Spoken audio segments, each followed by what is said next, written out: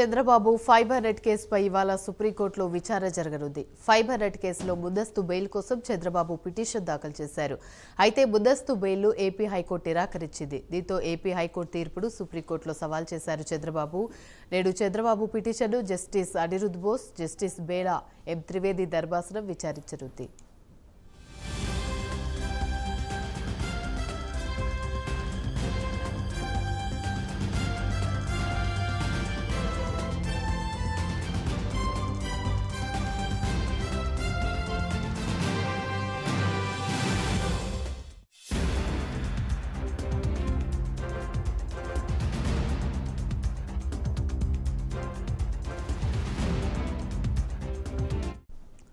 Chandrababu fibre net కేసుపై ఇవాళ సుప్రీంకోర్టులో విచారణ జరగనుంది. ఫైబర్ నెట్ కేసులో ముందస్తు బెయిల్ కోసం చంద్రబాబు పిటిషన్ దాఖలు చేశారు.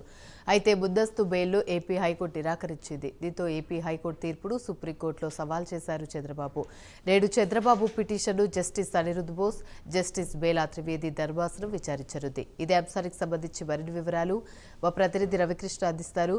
రవికృష్ణ, చెప్పండి.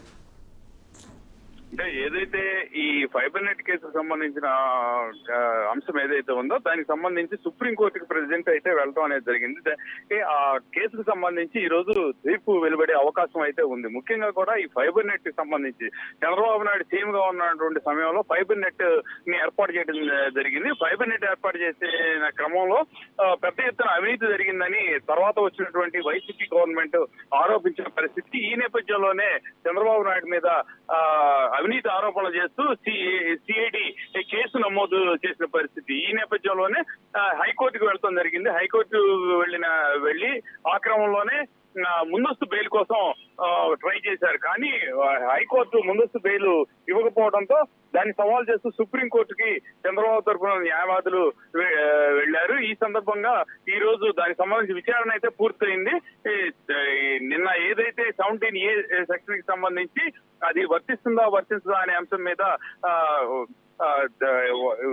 తీర్పును వెల్లడించినటువంటి ఎవరైతే అనిరుద్ధ్ అదేవిధంగా బేలా న్యాయమూర్తులు ఉన్నారో వాళ్లే ఈ రోజు దీనికి సంబంధించి ఈ కేసుకు ఈ విషయానికి సంబంధించి వాళ్ళు తీర్పు ఇచ్చేటువంటి అవకాశం ఉంది. ముఖ్యంగా కూడా ఫైబర్ నెట్ కేసుకు సంబంధించి ఒకవేళ 17A కనుక అప్లికబుల్ అవుతుంది అని చెప్పినట్టయితే అసలు ఈ కేసుకు సంబంధించిన విషయమే పరిగణలోకి వచ్చేది కాదు.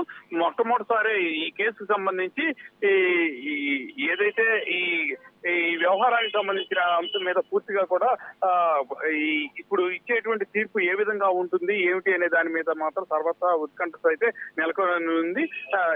ఈ కేసుకు సంబంధించి ఒక సుప్రీంకోర్టు హైకోర్టు ఇచ్చిన గైడ్ లైన్స్ ప్రకారం కంపల్సరీగా కూడా ఫర్దర్ చర్యలు తీసుకోకూడదు చంద్రబాబు మీద అని మొన్నటి వరకు ఉన్నటువంటి నేపథ్యం. 17A ఏదైతే ఉందో ఆ తీర్పు వెల్లడయ్యేంత వరకు కూడా ఫర్దర్ గా కూడా చర్యలు తీసుకోకూడదు అని చెప్పినటువంటి పరిస్థితి అయితే ఉంది. కానీ ఈ రోజు వచ్చే తీర్పు ఏ విధంగా ఉంటుందనే దాని గురించి సర్వత్రా ఆసక్తి నెలకొందని చెప్పాలి. ఒకవేళ తీర్పు ముందస్తు బెయిల్ గనక ఇవ్వకపోయినట్లయితే తర్వాత ఆయన మీద ఫర్దర్ చర్యలు తీసుకునే అవకాశం ఉంటుందా లేదా అనే దాని మీద సుప్రీంకోర్టుకు సంబంధించి న్యాయవాదులు తీసుకునేటువంటి డెసిషన్ మీద ఆధారపడి ఉంటుందని చెప్పుకోవచ్చు. Thank you Ravikrishna.